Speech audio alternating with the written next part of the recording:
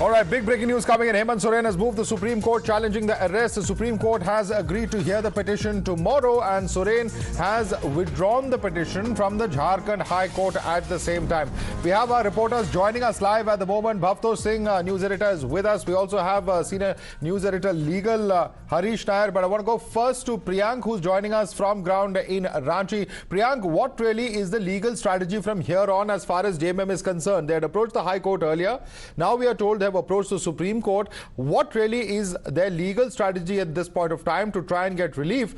Because this kind of a relief coming at this stage of arrest, we haven't seen in recent cases as far as other top leaders are concerned. Yes, Sati Madhav, but before that, we are the only channel which has managed to access the exclusive copy of the petition, which was initially filed before the High Court here in Ranchi, and later to that, they withdrew it, and then they moved to the Supreme Court. And what we can certainly feel that the content of the letters could be similar, same. So if you have the copy, you can go through, or we can also highlight this particular copy of the application of the writ petition, which has been moved by Hemant Soren and his wife Kalpana Soren.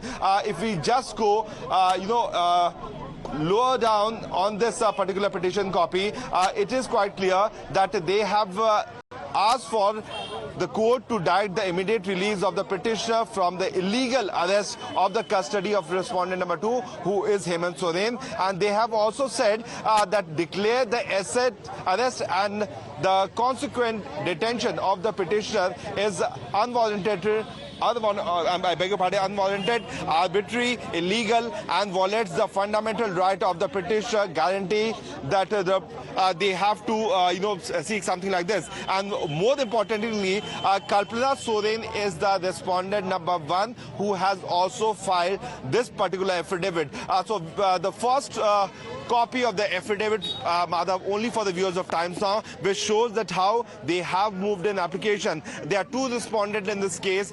Respondent number 1 is the Enforcement Directorate, which has to respond on the petition which has been moved by the applicants. Okay. And the respondent number 2 is the lawyer who was the one on whose basis the FIR was filed, which actually led to a predicate offense, and then the AD actually started the investigation. Right. So very important document accessed by Times Now, which shows the legal strategy of JMM. All right, so this is a writ petition essentially that has been filed. In fact, Harish Nair can explain that in terms of what this means legally. He's our legal editor joining us live from the Supreme Court itself. Harish, can you explain to us the legality of what Soren's demands are in terms of A, what has been the past precedent, what are the sections that he has cited and the precedents that he is citing to seek relief from the ongoing investigation of the Enforcement Directorate? Harish.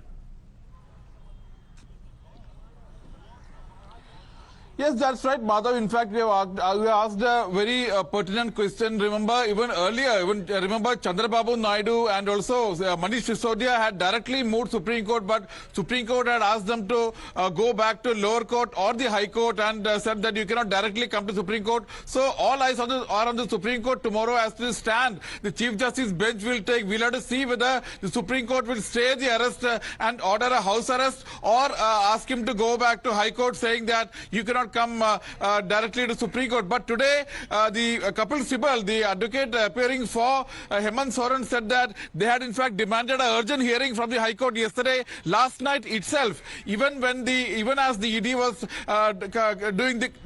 taking the final steps to arrest Soren, but they had not achieved a